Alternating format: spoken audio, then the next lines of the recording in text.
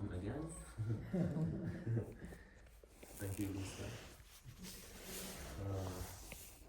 Elias will join us in a minute, he's just finalizing something. Okay, so again, my name is Zaid. And Zaid is Arabic for happy. So I was called after my late grandfathers, so I hold his name. So my name is Zaid Zarzar. And when I identify myself, I say I'm authentically Judean. I'm a Christian Palestinian. And my family has resided in Bethlehem's old city for the last 800 years now.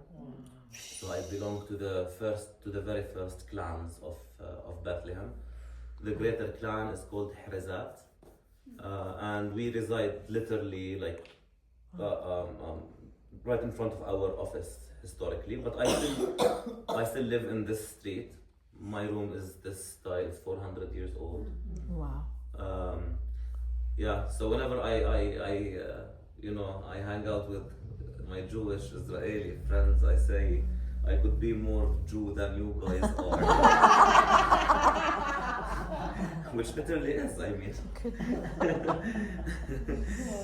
Yeah, because the even the idea of Palestinian Christians and Palestinian Jews, no one speaks about it anymore, but the Palestinian Jews, because there were Jewish families that lived in Bethlehem and they only converted to Christianity in between 1850 and 1870. And their family names until today are still Jewish: Gid'on, Rahel, Benjamin, Hananiah, and Fa'us.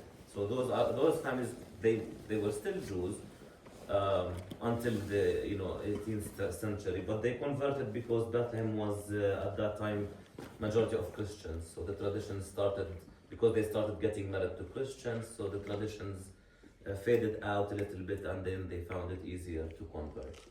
Yeah, but when speaking of Bethlehemites, speaking of families like ours, those are the people who converted to Christianity from Judaism back in the history. So that's why when we say I'm authentically Judean, because my family has never come from anywhere else. So I live in Bethlehem's old city. I have 5 sisters. I live with my mother now because my father died 9 years ago. I have 17 nieces and nephews. The eldest is 26, the youngest is 3 months. I studied my bachelor's for my bachelor's in Bethlehem University, so I grew up here. I continued my master's degree in Bethlehem as well. I do arts, theater basically, and that was what brought me into this organization back in 2012. Having an idea of starting a summer festival, which now became the biggest in Palestine, I would say. So maybe before I give the mic to Elias, we'll tell you a little bit about the history of Holyland Trust, why Holyland Trust, and what we've been doing recently after the 2 big obstacles of COVID-19 and now the genocide. But I would invite you to listen from your hearts and to ask whichever question that pops up. So there's nothing like stupid questions. Any question is welcome. Sometimes we Palestinians, because we think we're the center of the universe, so we assume that people will always understand terminologies. We say the green line and area C, and we just say them out as if everyone understands. So if there's any terminology that you don't understand, please just ask me. So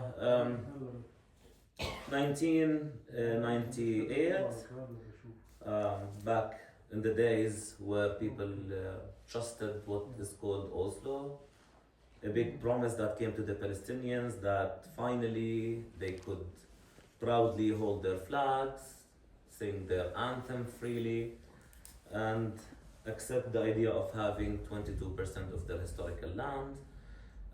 We came to consensus with this, what's called Oslo, and people were happy.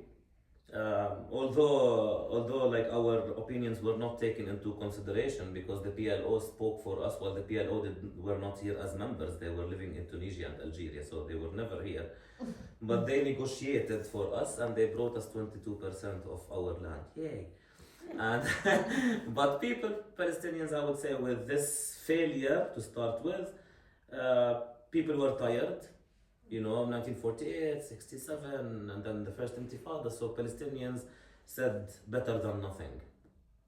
And we remember when the Israeli military vehicles left the Manger Square, because this was the offices. For the first time, the people of Bethlehem were throwing flowers, not stones, on the military vehicles. So there was this ecstasy feeling of, of a peace agreement, of statehood, and this is where Sami Awad started this community. What Sami saw at that time, that we can wake up tomorrow and have a state, but what do we lack mostly? So the idea of Holyland Trust at the beginning was to empower the community and to create as much youth leaders as we can, those youth that would lead an independent state that was